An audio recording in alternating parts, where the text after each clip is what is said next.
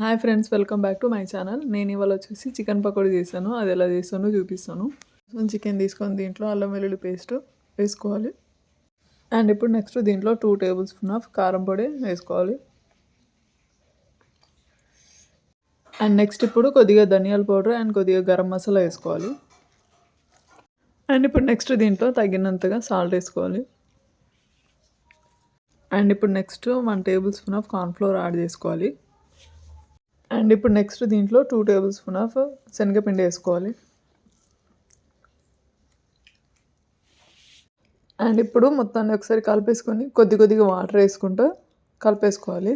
ఎక్కువ వాటర్ పోయాల్సిన అవసరం లేదండి, కొద్దిగా వాటర్ పోస్తే చాలు.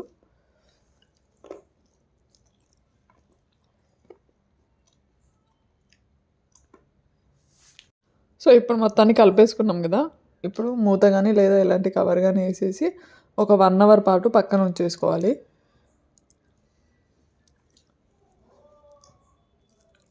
సో 1 అవర్ పాటు పక్కన పెట్టేసుకున్నాం కదా. ఇప్పుడు ఈ కవర్ తీసేసి ఒకసారి మొత్తాన్ని బాగా కలిపేసుకోవాలండి. కలిపేసుకొని డీప్ ఫ్రై చేసుకోవడమే. సో ముందుగా కడాయి పెట్టుకోండి. కడాయిలో డీప్ ఫ్రైకి సరిపోయేంత ఆయిల్ వేసుకోవాలి. ఆయిల్ కొద్దిగా హీట్ ఎక్కిన తర్వాత ఒక్కొక్క పీసులు వేసుకుంటూ డీప్ ఫ్రై చేసుకోవాలి. అండ్ ఈ పీసులు అనేది వేసాక వెంటనే కలపకూడదండి, ఒక 5 మినిట్స్ తర్వాతనే కలపాలి.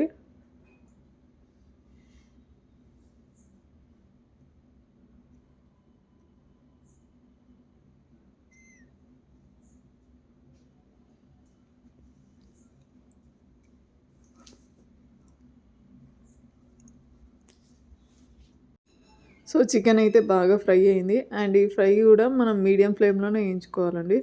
ఈ ఫ్రై అవ్వడానికి ఒక 10 మినిట్స్ అట్లా టైం పడుతుంది.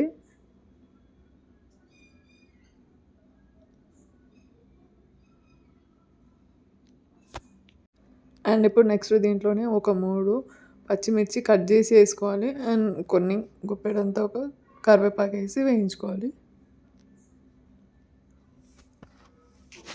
సో చూసారు కదా, చికెన్ ఫ్రై అయితే రెడీ అయిపోయింది. అండ్ మీరు కనుక నా ఛానల్ని సబ్స్క్రైబ్ చేసుకోకుంటే సబ్స్క్రైబ్ చేసుకోండి.